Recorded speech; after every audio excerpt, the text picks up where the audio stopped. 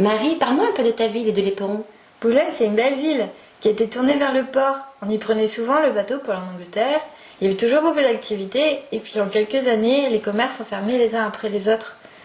Aujourd'hui, l'Éperon, c'est un parking. Et la ville lance des projets d'équipement de tourisme de luxe en réduisant peu à peu la gare maritime. Mais c'est aberrant. Pour moi, cette ville décroissante est un terreau propice pour construire la ville autrement. Oui, et puis il y a toutes les ressources nécessaires pour en faire un port tourné vers l'avenir. Regarde la route quand on y est allé. Et le fort Marnage, on pourrait produire des énergies marines. Il y a des pôles de recherche autour des algues et la ressource halieutique. Et le chantier naval cherche à se développer, mais il n'y a pas de formation sur place. Oui, et il y a déjà l'université du littoral à proximité et Nausicaa. La ville, elle pourrait se tourner davantage sur l'étude et l'enseignement de la mer. Alors pourquoi on ne développerait pas un campus de la mer dans l'ancienne gare maritime? C'est un bâtiment emblématique dont sa fermeture a marqué profondément la ville et on lui redonnerait une nouvelle identité tournée vers le savoir en faisant de ce lieu un symbole du renouveau.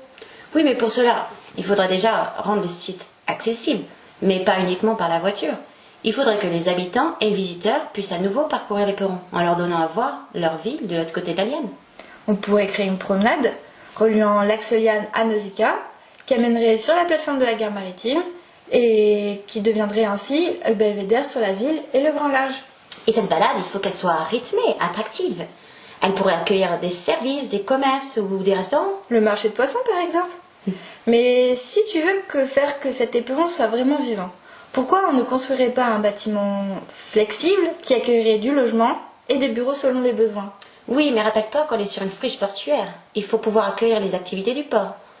Et donc rendre le rez-de-chaussée libre. Et les habitants dans tout ça? On aimerait que demain ils puissent avoir un lieu pour participer à des expériences collectives et participatives, œuvrant vers une économie circulaire et tendre vers l'autonomie.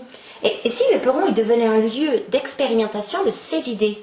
On aurait le Living Lab, où tous pourraient se réunir et réfléchir à des projets futurs en mutualisant leur savoir, et des espaces libres, évolutifs, où ils testeraient leurs idées.